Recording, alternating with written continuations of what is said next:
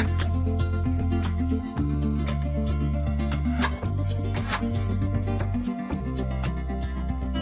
Hello दोस्तों, मेरा नाम धनंजय है। आज मैं बहुत ही इंटरेस्टिंग टॉपिक लेके आने वाला हूँ और ये ऐसा टॉपिक है, इसको मैं रियल लाइफ एग्जांपल के थ्रू भी समझाऊंगा। कैसे मेरे एक दोस्त ने, मेरे एक जानने वाले ने इस पे रिएक्शन दिया, उनका केस स्टडी मैं आपके सामने रखूंगा। He is in his 20s 30 के आसपास होंगे वो। और उनकी जो थॉट प्रोसेस है वो मोस्टली इंडियन की थॉट प्रोसेस होती है। कैसे हम इमोशनली बाइंग की तरफ जाते हैं, इमोशनली इन्वेस्टमेंट डिसीजन लेते हैं, कैसे हम सोशली इन्फ्लुएंस होते हैं और उससे अपने डिसीजन को ड्राइव करवाते हैं।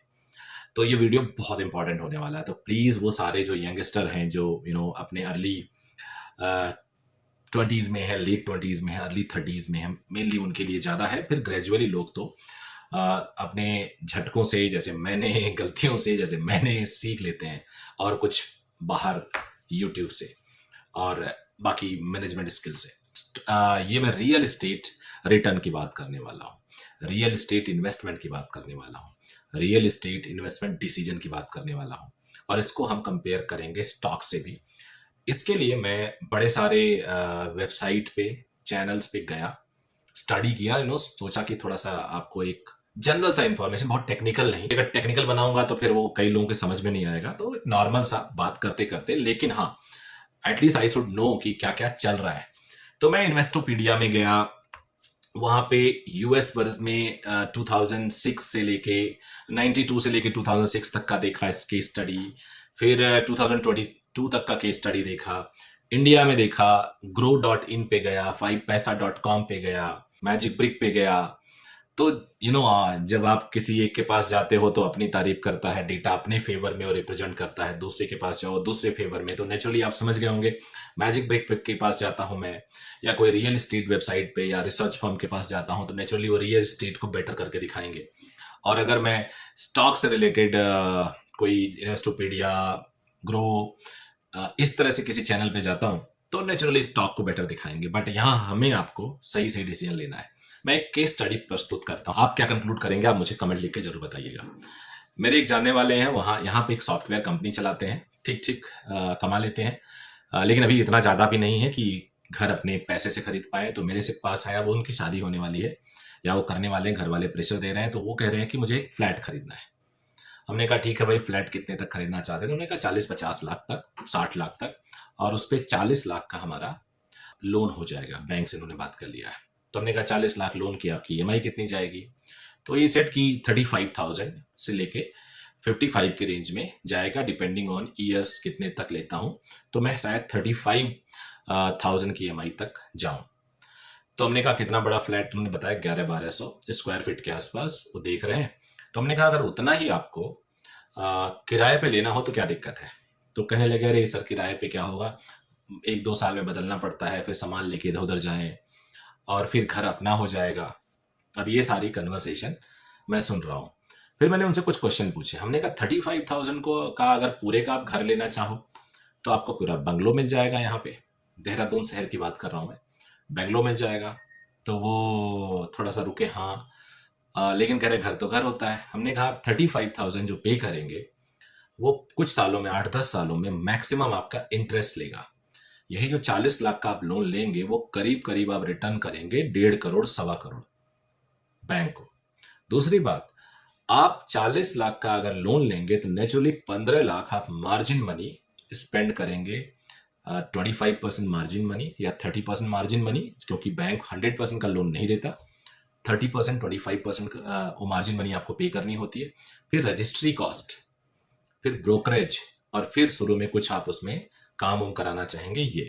तो आपने करीब करीब अपने 15 लाख रुपए ब्लॉक कर दिए और आपने एक अपने सर पे 35,000 पर मंथ की लाइबिलिटी पाल ली, और वो 1-2 साल के लिए नहीं, अगले 30 साल के लिए। अब मुझे बताइए कि अगर आपको ये डर था सिर्फ इसलिए कि आप मकान लेना चाह रहे हैं, 1-2 साल में बदलना नहीं चाह रहे हैं, तो ऐसे बहुत सारे फ्लैट्स हैं जिनका रेट 15,000 है 2 बेडरूम का, उनको आप 20,000 दे के 5,000 ज्यादा दे दीजिए और 7 साल का लॉक इन करवा लीजिए। मेरा खुद का एक फ्लैट ऐसा कोई आ जाए तो मैं बड़ा खुश हो जाऊंगा। मैं रजिस्टर्ड लीज कर दूंगा, 7 साल कहीं निकालने वाला उनको। और ऐसे बहुत लोग ढूंढ रहे होते हैं। आजकल इतने सारी प्रॉपर्टीज खाली हैं कि यहाँ पे इन्वेस्टमेंट में लेके लोग फॉरेन रह रहे हैं, बेंगलुरु में रह रहे हैं, दिल्ली में रह रहे हैं, तो आपको मिल जाएगा। उनके बात ये समझ में आई, अब डिसीजन उनका है। चलिए आ जाते हैं इन्वेस्टमेंट स्ट्रैटेजी पे। देखो मैं अगेंस्ट नहीं हूं, पहले पूरे सिनेरियो में आप ये मत सोचिएगा कि मैं रियल एस्टेट के अगेंस्ट हूं। रियल एस्टेट का इन्वेस्टमेंट बहुत अच्छा हो सकता है over the period of the time, ये रिटर्न दिया है। मुझे बहुत बड़े लीजेंड रियल एस्टेट के उन्होंने बोला था कि उनके पिताजी ने उनको बोला कि भगवान ने जमीनें बनानी बंद कर दी है, तो ये जितना खरीदोगे आपके लिए फायदा ही होगा। अब आ जाते हैं जमीन, कमर्शियल और रेजिडेंशियल। देखो लैंड आज की डेट में भी एक बेस्ट इन्वेस्टमेंट माना जाता है। अब बेस्ट इन्वेस्टमेंट इसलिए क्योंकि लैंड नेचुरली रॉ होता है, इस पे लेने वाला कुछ भी अपने तरीके से बना सकता है। घर अगर आप खरीदते हैं बना बनाया डुप्लेक्स या इस तरह से, उसमें जो लेने वाला है कई बार उसके फ्लेवर की चीज नहीं दिखती, उसे वो इसकी लैंड, खाली लैंड की वैल्यू लगाता है क्योंकि सोचता है वो डिमोलिश करके दोबारा बनवाएगा। फ्लैट इन सब चीजों से बेटर है, वो स्लाइटली मोर लिक्विड है, लेकिन उसमें एप्रिसिएशन बहुत कम है क्योंकि जितने फ्लैट्स आपने लेके डाला उसके अगल बगल में बहुत सारे और रेजिडेंशियल कॉम्प्लेक्सेस आ गए हैं, वो वहां पे नया नया मेड दे रहे हैं, तो आपका फ्लैट बहुत अप्रिशिएट नहीं करेगा। फ्लैट में अप्रिसिएशन बहुत कम है। एंड अभी मैं रिसर्च फर्म पढ़ रहा था, ये मैं कोशिश करूंगा आपके पास भी लगा दूं, 1968 से 2009 यूएस में तो average appreciation for existing home increased around 5.4% per year. Meanwhile इस पूरे ड्यूरेशन में S&P 500 इंडेक्स ने 7.5% का रिटर्न दिया और रेट ऑफ इन्फ्लेशन वाज 4.6%। तो जो घर का एक रिटर्न है, एवरेज रिटर्न, वो स्लाइटली इन्फ्लेशन से थोड़ा सा ज्यादा होता है। यानी आप लगभग इन्फ्लेशन को नेट कर दिया जाए, हटा दिया जाए, तो लगभग आप 1 या 2% ही ज्यादा रिटर्न कमा पाते हैं फ्लैट्स में। मैं मैक्सिमम बता रहा हूं। लैंड में ये inflation depending on your location, your choices ज्यादा होता है, कई बार ये इंडेक्स को बीट करता है। But better thing is that कि लैंड अगर आपकी अच्छी लोकेशन पे, इसमें भी आपको लोकेशन देखना पड़ेगा। आपने गांव में जाके खेत खरीद लिया, एप्रिसिएशन तो कर रहा है, बट आपके टाइम पे परचेज, उस पर बायर नहीं मिलेंगे, तो आपको जब पैसे की जरूरत होगी आप परेशान होंगे। ये हालांकि सभी केस में, घर के केस में होता है। घर को उतना ज्यादा लिक्विड नहीं मानते जितना एज कंपेयर टू इंडेक्स को मानते हैं, बट ये सब इतना डिप भी नहीं करता जितना इंडेक्स नीचे चला जाता है। इंडेक्स में वॉलेटिलिटी ज्यादा होता है, इसमें वॉलेटिलिटी कम है। ये एक एसेट होता है जिसे हम अपनी एक वैल्यू क्रिएशन बोलते हैं। हम एक सोसाइटी में बड़े माने जाते हैं क्योंकि पैसा आपके बैंक में वो कोई नहीं देखता, ये सब चीजें देखता है। इसमें मैट्रिमोनी वैल्यू भी लोगों की बेटर होती है। तो लैंड इन्वेस्टमेंट कहीं ना कहीं आप सोच सकते हो, but not for the liquidation कि किसी भी टाइम लिक्विड कर देंगे। हाँ, वो एक मनी है आपके पास, बट कई बार आपकी चॉइस पे नहीं निकलेगी। आपको अगले साल की जरूरत हो तो अभी से आप उस पर प्लान करना शुरू करेंगे बेचने का, तो हो सकता है 1 साल के अंदर वो निकल जाए। मैं आज की वीडियो में कमर्शियल पे भी आऊंगा। घर लेना कहीं से भी, अगर आपके पास कमाई बहुत अच्छी है and you want to be settle down, तो आप घर ले सकते हो। लेकिन इकोनॉमिक्स कहता है कि कोई भी इन्वेस्टमेंट ऐसा नहीं करना चाहिए जो लाइबिलिटी हो। इन्वेस्टमेंट हमेशा ऐसे करना चाहिए जो आपकी एसेट हो। एसेट यानी जो आपको कमा के दे, लाइबिलिटी जो आपसे ले। तो अगर आपने रेंट पे लिया मकान, तो वो फार बेटर है एज कंपेयर टू आपने 30 साल की 35,000 रुपए पर मंथ की लाइबिलिटी पाल ली। हो सकता है फ्यूचर में आपके पास इतने पैसे आए कि आप वन गो में खरीद लो, या हो सकता है फ्यूचर में आपकी कमाई बढ़े तो आप लोन सिर्फ इसलिए लो कि आपको इनकम टैक्स बेनिफिट वगैरह लेना है और एक घर आपको चाहिए because you are now you are started earning very good amount, तो अब तो आप ले लो, लेकिन फिर भी एक ही घर लो। ऐसा नहीं कि 10-12 घर हम लोन से ले रहे हैं। लोन से अगर एक घर रहने के बाद अगर आपको लेना है तो आप इन्वेस्टमेंट समझ के उसको लो।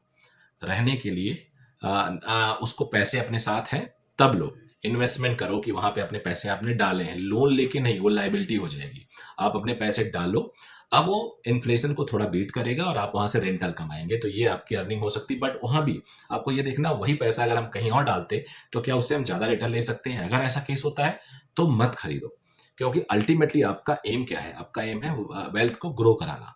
ये एम नहीं है कि हम अपने सेटिस्फेक्शन के लिए 4 प्रॉपर्टी रखे हैं और हम चौड़े हो रहे हैं कि हमारे पास 4 प्रॉपर्टी है और हम पता चल रहा है कि हमारा जो रिटर्न आना चाहिए वो रिटर्न नहीं आ रहा है। अब आ जाते हैं कि क्या हम कॉमर्शियल प्रॉपर्टी लें। इसमें मैं वीडियो बना चुका हूँ। कॉमर्शियल प्रॉपर्टी कई कई बार बहुत अच्छा रिटर्न दे जाती है, कई कई बार वो रेंटल बहुत अच्छा आपको यील्ड देती है, लेकिन आज की डेट में कॉमर्शियल में भी बहुत सोच समझ के आपको इन्वेस्ट करना होगा। मैं खुद बहुत जगह हाथ जला चुका हूँ और मेरा कमर्शियल रिटर्न मैं लोन पे लेके लिया हूँ। मेरा ईएमआई जाता है उस कमर्शियल प्रॉपर्टी की, सपोज करो, मैं पूरा एग्जैक्टली तो नहीं बनाऊंगा, सपोज जाता है 6 रुपये, और मुझे ईएमआई 6 रुपये जाता है और उस पर रिटर्न मुझे मिलता है सिर्फ और सिर्फ 3 रुपये। यानी मैं 50% ज़्यादा पे कर रहा हूँ ईएमआई पे, और मेरा एप्रिसिएशन भी कोई इतना खास नहीं है, इन्फ्लेशन को किसी तरह से बीट कर रहा है, और बायर नहीं है उसके। तो मैं एकदम स्टक कर चुका हूं बहुत बुरी तरह से। Now I am ready to sell it out even at discounted rate. मैं लॉस सह के भी करने वाला हूं, क्योंकि मैं जो 6 रुपये दे रहा हूं वो लगभग लगभग सारा का सारा ईएमआई में जा रहा है, सारा का सारा इंटरेस्ट में जा रहा है। तो ऐसे कमर्शियल प्रॉपर्टी मेरे लिए बड़ा बेकार है। अगर मैं यही एक फ्लोर, सेकंड थर्ड फ्लोर की बजाय पूरा का पूरा एक प्लॉट के साथ ले लेता तो it could be my better investment. मैं जब ये परचेज कर रहा था तो एक बहुत बड़े कॉम्प्लेक्स में था, बहुत बड़ी पार्किंग थी, तो मैं इस लालच में ले लिया। लेकिन पैरेलली मुझे एक 4 करोड़ का ही नीचे से ऊपर तक मिल रहा था, करीब 300-400 गज के आसपास का था उस टाइम। उस पे बना हुआ था 2 फ्लोर। अगर वो ले लेता तो मेरा आज वो बेटर रिटर्न साबित होता। अब जरा थोड़ा सा कंपेयर कर लेते हैं S&P 500, इंडिया का सेंसेक्स या निफ्टी, इसके कंपेयर में, और आपके जो रियल एस्टेट के कंपेयर में। रियल एस्टेट जनरली 6 to 9% का रिटर्न दे रहा है, कुछ कुछ जगहों पे और इन्फ्लेटेड है। इट ऑल डिपेंड्स कि आप कौन से वेबसाइट पे जा रहे हो। कहीं कहीं 3 साल में डबल भी हुआ है। मेरे 4-5 प्रॉपर्टी में एक प्रॉपर्टी ने 3 साल में डबल दिया। वो लैंड था, अच्छी जगह लैंड था। तो ऐसी जगहों पे भी एक्सेप्शन भी मिलेंगे आपको, लेकिन मोस्टली ये इंडेक्स को बीट नहीं कर पाता। अगर आपने बहुत स्मार्टली पैसे लगाए हो, बहुत सोच समझ के लगाए हो, तब तो बीट कर जाता है, नहीं तो इंडेक्स को बीट नहीं करता। हाँ, अगर आपके पास ज़्यादा पैसा है तो नेचुरली सलाह दी जाती है कि उसका कुछ परसेंट आप रियल एस्टेट में लगाओ, कुछ परसेंट आप गोल्ड में लगाओ, कुछ परसेंट आप इंडेक्स में लगाओ। लेकिन अपने खरीदने के लिए इतनी जल्दी इतना ज़्यादा 35-40,000 का ईएमआई बर्डन पाल लेना ओवर द 30 ईयर्स पीरियड, बस इसलिए क्योंकि किराए पे नहीं जाना है, वहाँ मकान बदलना पड़ता है, ये एक गलत डिसीजन है। मैंने ऐसे बहुत सारे गलत डिसीजन अपनी लाइफ में लिए थे शुरू में। Otherwise I could make lot of money, जो नहीं बना पाया। लेकिन अब मैं चाहता हूँ कि आप लोग ऐसी गलती ना करो। 100 बार सोचो ऐसे बड़े इन्वेस्टमेंट में। बिल्कुल इमोशनल फैक्टर मत जाओ, घर वाले बोल रहे हैं, मम्मी पापा बोल रहे हैं, बिल्कुल मत जाओ कि इससे हमारी मैट्रिमोनी वैल्यू बढ़ेगी। अरे आप बोल दो एक मकान लिया है, शादी बाद बोल देना बिक गया। सॉरी, मैं झूठ बोलना नहीं सिखाता, लेकिन फिर भी इसमें कोई आपकी वैल्यू नहीं बढ़ेगी, और इस ना लेने से कोई वैल्यू घटेगी नहीं। इट ऑल सब कुछ डिपेंड करता है कि आपके पास फाइनेंशियल स्ट्रेंथ कितना है, आप बुरे वक्त में कैसे सर्वाइव करोगे। खुदा ना, भगवान ना करे ये बुरा वक्त आए। तो ये मेरा एक वीडियो था। अगर अच्छा लगे तो लाइक जरूर करिएगा, चैनल को सब्सक्राइब कर लीजिएगा। आगे मिलेंगे फिर एक नए वीडियो के साथ।